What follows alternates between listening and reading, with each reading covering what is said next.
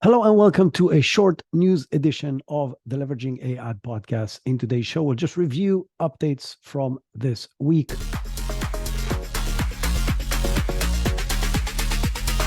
The first big news is obviously the return of Sam Altman as CEO of OpenAI and the return of Greg Brockman and a few other people who already said that they're leaving to start a new department that will do AI in Microsoft.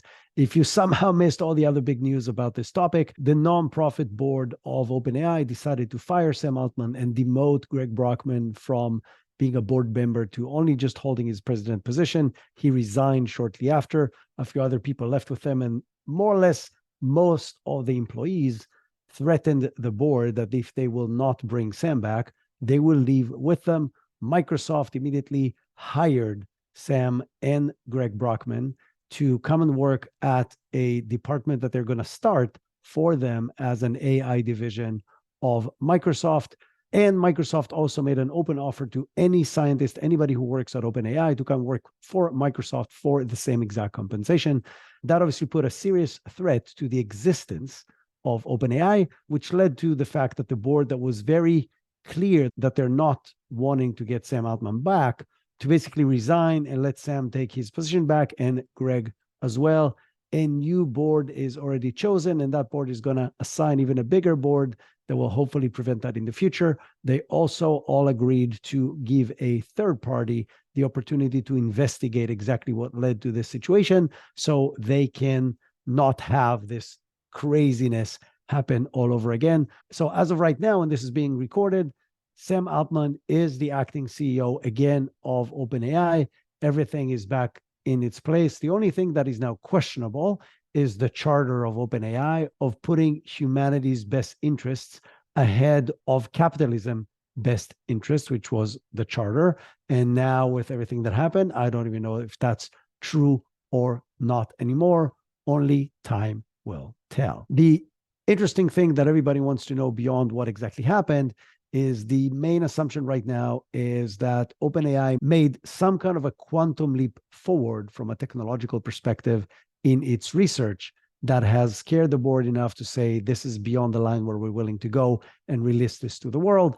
And so I think it will be very interesting to learn what that thing is, but nobody is sharing that information, at least as of yet. So we have to be patient and see how that evolves. And from OpenAI to one of their biggest, at least potential competitors, Google. Google has been working on their next generative AI model called Gemini. Gemini was supposed to be released already, and now it's presumably has been delayed to Q1 of 2024. Gemini is supposed to be a multimodal model that has been developed from the ground up in order to compete with OpenAI and its partner, Microsoft. And my assumption is that after Bard was not impressive, to say the least, I think Google cannot allow themselves to release nothing short of spectacular. And so I think they're working very, very hard until they get to that point where they can release a model that is at least as good as GPT-4 and preferably better on at least a few things. And I think that is the main reason for the delay.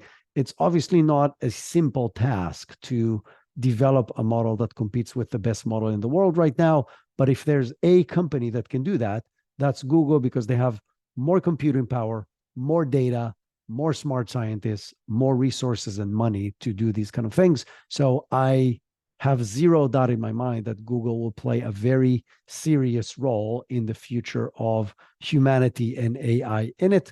And so I think whether Gemini gets released in its new schedule in Q1 or whether it's delayed again, I think once it comes out, it's going to provide a serious competition to OpenAI and the best, most advanced generative AI model out there. Another piece of news from Google is that they have released a capability for Bard to review a YouTube video and provide you with the highlights as a summary in text. So you can take a link from YouTube, drop it into Bard, ask it what the video is all about, and it will give you a quick, short, and to the point summary, including defining what genre it is, what type of video it is, and potential follow-up questions that you can dive into for deeper understanding on the topics that the video has covered. I think what we'll see going back to the previous news from Google is that more and more integrated capabilities across all its different tools and software platforms, which I think will be hugely beneficial to us as users.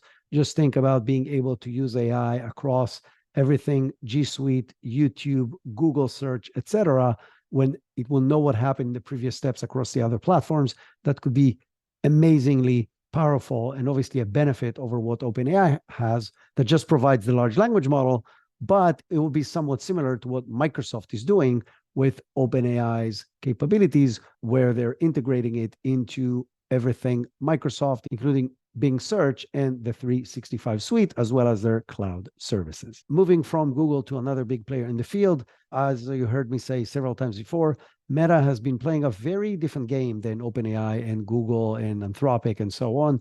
They have been mostly doing stuff for themselves, as well as developing and releasing open source models. And they've just released a very interesting model for image editing and video. They call it EMU. One is called EMU Video and the other is called EMU Edit. EMU Video is a text to video generator that is open source and available to everyone.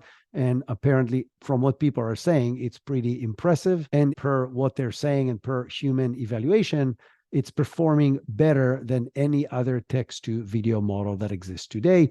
I haven't checked it myself, but it sounds very promising. You heard me say that before. I think 2024 is going to be the year of text to video. We've already seen some great attempts. The leader right now, I think, is Runway, but there's a bunch of other companies and a bunch of open source capabilities to do that.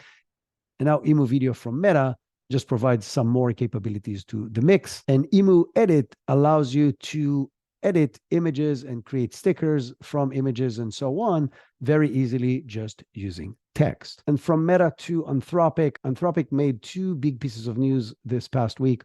One is that they have released Claude 2.1, which is their next version of Claude 2, their large language model. I really like Claude personally. I use it a lot. The first thing that they've announced is that Claude 2 now is going to have a 200,000 tokens context window. That means that they're now back again as number one with the longest context window. They used to be in a very big lead over OpenAI, but AI in their release of GPT-4 Turbo announced that they're going to have a larger context window, 120,000 tokens over the 100,000 that Claude used to have. So now Claude has a 200,000 token context window. The difference between Claude 2 to ChatGPT 4 was really, really big and made a huge difference.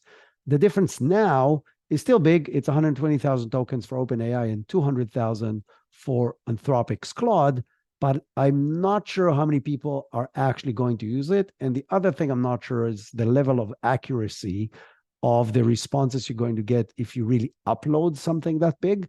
But from a technical perspective, they are back in the lead. Another thing that this model does is they're saying it reduced hallucinations compared to the previous models by 50%.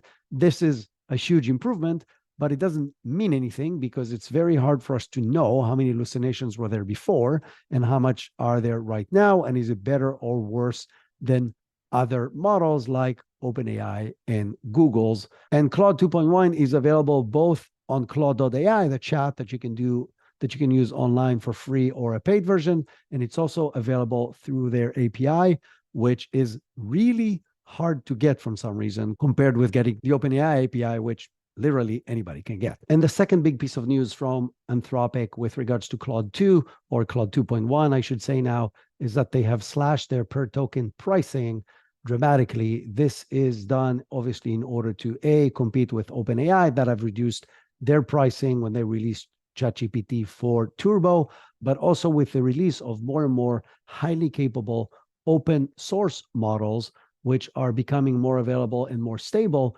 meaning large companies and enterprises can now have a real choice when they come to decide what models they want to use. They can go with open source models, which obviously are going to cost them very little to run.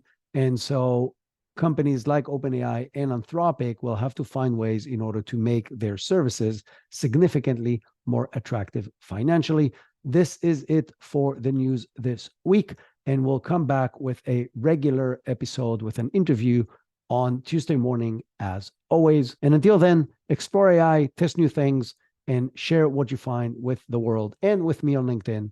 And if you like this podcast, please give us a 5-star review and share it with people that you know. That helps us reach more people and helps us get you better guests. And that's it. I'll see you on Tuesday.